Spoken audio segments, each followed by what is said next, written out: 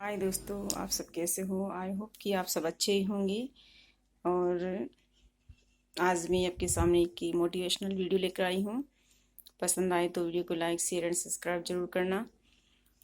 तो वीडियो का मेन जो टॉपिक है, जीवन एक संघर्ष है, कभी ना हिम्मत हारो, घनघोर अंधकार में अपनी अंतरात्मा को पुकारो। जीवन एक संघर्ष किस प्रकार है, क्योंकि हर मोड़ पर हम जब कोई भी कार्य करते हैं तो जीवन में सफलता असफलता लाभ हानि सभी आते रहते हैं।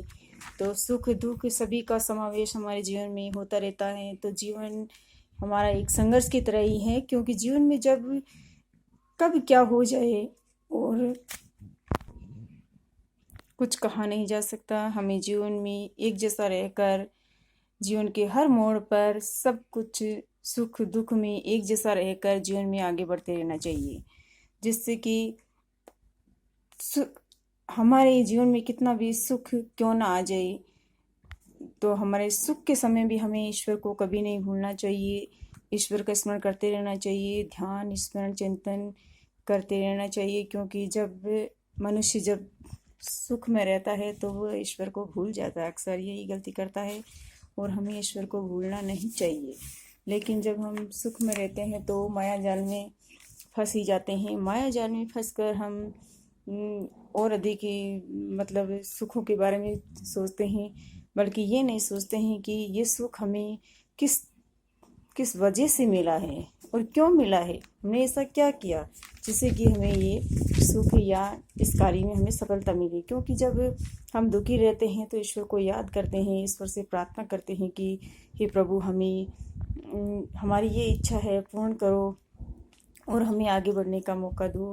हे प्रभु, हमें इस परीक्षा में पास करो या इस कार्य में मुझे सफलता दो। तो ईश्वर हमारी वो इच्छा पूर्ण कर देता है। जब हमारी इच्छा पूर्ण हो जाती है और सभी मतलब लगभग सभी की जो इच्छाएं होती है वो पूर्ण हो जाती है, जो दुख हमारे आगे होता है वो नहीं रहता है और सुख में परिवर्तित हो जाता है, तब हम काफ़ी दिनों तक उस सुख में इस तरह से लीन हो जाते हैं कि ईश्वर को भूल जाते हैं। और जब ईश्वर को भूल जाते हैं तो वो सुख धीरे धीरे दुख का रूप लेने लगता है। तो हमें कुछ दिन तो पता ही नहीं चलता है कि ये दुख किस कारण से हुआ है, और हम उसी सुखों को चाह लेकर और आगे बढ़ते रहते हैं।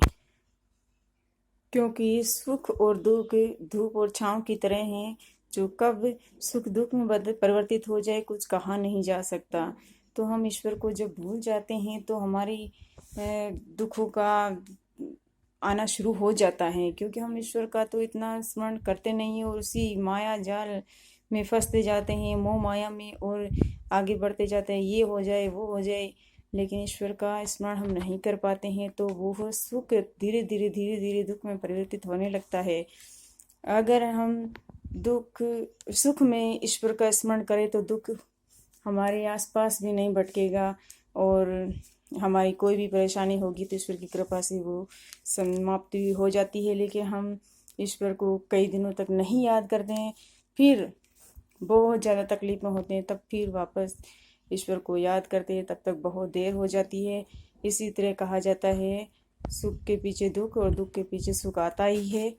तो जब हम दुखी होते हैं तब ईश्वर को हम स्वतः ही ईश्वर याद आ जाते हैं, तो ईश्वर को हम याद करते ही हैं। लेकिन सुख में याद नहीं करते हैं। अगर सुख में ईश्वर को याद करें तो दुख काहे का हो। जब सुख में कहते हैं ना, सुख में सुमिरन करे तो दुख काहे का हो। दुख में सुमिरन सब करे, सुख में करे ना कोई। सुख में सुमिरन करे तो दुख काहे का होए। किसी ने ठीक ही कहा है, और हम इस बात पर ज़्यादा ध्यान ना देकर और हम अपने ही कार्यों में लीन रहने लगते हैं। तो हमें आस्था पूर्वक ईश्वर का ध्यान चिंतन मनन करते रहना चाहिए। और परेशानी हमेशा रहने वाली नहीं है। अगर अभी सुख है तो हमें ईश्वर का स्मरण करते रहना चाहिए, और दुख है तो दुख के पीछे सुख जरूर आएगा। ये हमें ईश्वर पर विश्वास रखकर चलना चाहिए। इसलिए अगर हम दुखी हैं तो भी हम ईश्वर को याद करेंगे तो ईश्वर हमारे साथ जरूर रहता है। तो हमें ज़्यादा दुखी नहीं होना चाहिए। हमें सुख और दुख में एक जैसा रहकर और जीवन में संघर्ष करते हुए आगे बढ़ते रहना चाहिए, क्योंकि जीवन एक संघर्ष है। किसी ने ठीक ही कहा है, जीवन एक संघर्ष है, कभी ना हिम्मत हारो और घनघोर अंधकार में अपनी अंतरात्मा को पुकारो। कितना भी अंधकार हमारे जीवन में क्यों ना आ जाए, लेकिन हमें घबराना नहीं चाहिए और डट कर हिम्मत के साथ उस दुख का सामना करना चाहिए, परेशानी का सामना करना चाहिए और आगे बढ़ते रहना चाहिए। तो दोस्तों, मैं आज यही कहना चाहती हूँ कि हमें सदैव ईश्वर का स्मरण करते रहना चाहिए और ईश्वर को कभी नहीं भूलना चाहिए, क्योंकि ये जीवन हमें उसी ने दिया है और उसी के कारण आज हम हैं और हमारा अस्तित्व है। ईश्वर ने हमें बहुत कुछ दिया है, तो हमें दुखी नहीं होना चाहिए। हमें मनुष्य जीवन को समझने की क्षमता, गुण, बुद्धि, तर्क करने की क्षमता, समझदारी, हाथ, पैर, आँखें, हमारे शरीर के प्रत्येक अंग सुसज्जित स्वरूप से हमें सजाया है ईश्वर ने। तो हमें इस शरीर का सदुपयोग करते हुए अपने जीवन को सफल बनाना चाहिए और ईश्वर के कार्यों को धर्म पूर्वक करते हुए और दूसरों को प्रकार से दूसरों की सहायता जितनी हम कर सकते हैं करते हुए आगे बढ़ते रहना चाहिए। जब हम दूसरों की हेल्प करेंगे तो हमारी हेल्प ईश्वर करेगा, यही एक मन में होना चाहिए। तो जब हम दूसरों की मदद करते हैं तो हमारे ऊपर दुख या किसी प्रकार की समस्या बहुत ही छोटी हो जाती है, क्योंकि जब हम एक कण दान में दो या हेल्प करो, शब्दों से करो या किसी चीज़ से देकर करो, अगर किसी की हेल्प करते हैं तो हमारे पास वो जो भी हम हेल्प करते हैं वो 11 गुना होकर हमारे पास वापस आती है। तो ईश्वर तो हमारा लेखा जोखा स्वती सब जितने भी जीव जंतु इस पृथ्वी पर है उस सब का ईश्वर के कैलकुलेशन में है वर्णित, लेकिन हम मनुष्य होकर इस बात को नहीं समझ पाते हैं और यहाँ सुख मिलेगा वहाँ सुख मिलेगा ये सोचते हुए हम इधर से उधर भागते हैं और थोड़ी सी भी परेशानी आने के बाद हम घबरा जाते हैं, जैसे दुखों का पहाड़ टूट पड़ा है और ये तो कभी जाने वाला नहीं है, समाप्त होने वाला नहीं, अब क्या करूं। ऐसा नहीं होना चाहिए। दुख भी आएंगे और सुख भी आएंगे, क्योंकि दुख आया है तो एक दिन सुख भी जरूर आएगा। तो हमें इस बात की चिंता न करते हुए हमें वर्तमान पर ध्यान देते हुए आगे बढ़ता रहना चाहिए, क्योंकि वर्तमान में स्थिति क्या चल रही है उसके आधार पर हमें जीवन के हर मोड़ पर समझदारी से और हिम्मत के साथ, न कि कायर होकर जीवन जीना चाहिए। हिम्मत के साथ डट कर हर परेशानियों का सामना करते रहना चाहिए और आगे बढ़ते रहना चाहिए।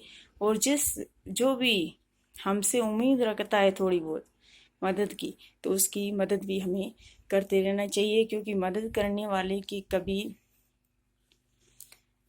कुछ नहीं जाता, उसके पास वो दुगना होकर उसी के पास वापस लौट कर आता है। यही विधि का विधान है और ईश्वर का ये नियम है, प्रकृति का नियम है कि हम जितना देंगे उससे दुगना होकर हमारे पास वापस आएगा। तो देने से क्यों घबराते हैं।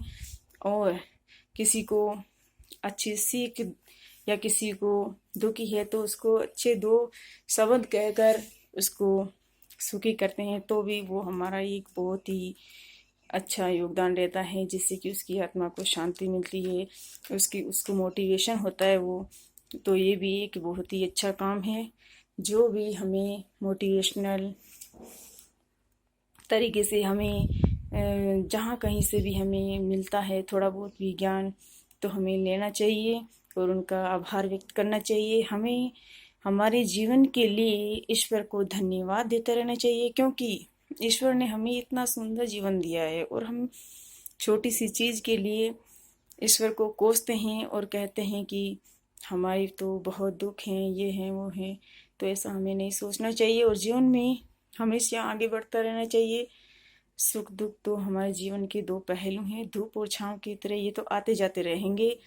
श्री राजा रामचंद्र जी और सीता मैया को भी मनुष्य जीवन में जब वो आए थे हमारी धरती पर, तो उन्होंने भी बहुत कष्ट दुख झेले थे, क्योंकि वो भी बिना दुख सहे इस धरती से वापस मोक्ष अपने धाम पर नहीं गए। वो उन्होंने भी बहुत कष्ट उठाए। तो हम तो साधारण से प्राणी हैं, तो हमारा तो क्या है, हमें इतना दुखी नहीं होना चाहिए। इसीलिए महाभारत और रामायण का जो अभी हमारे प्रधानमंत्री जी ने कार्यक्रम चलाया है, तो सभी के लिए बहुत ही हितकारी है। उससे हमें बहुत ही शिक्षा मिलती है और हमें देखना चाहिए।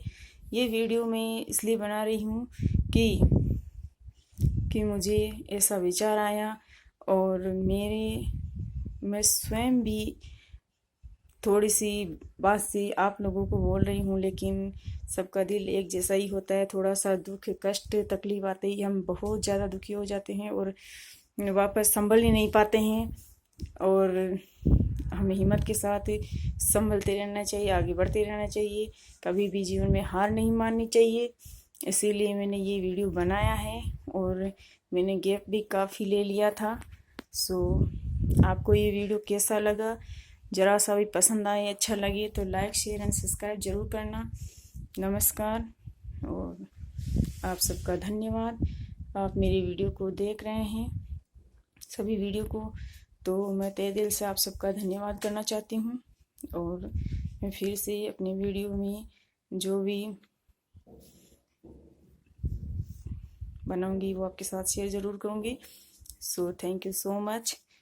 और अगर कोई गलत बात कही है या कुछ गलत मुंह से निकला तो उसके लिए सॉरी, और आपका बहुत बहुत धन्यवाद। आप मेरी वीडियो को हमेशा देखते हो और इसी तरह से देखते रहिए। आप मुझे इसी तरह से प्यार देते रहिए। आपका बहुत बहुत शुक्रिया, धन्यवाद। और बस नमस्कार।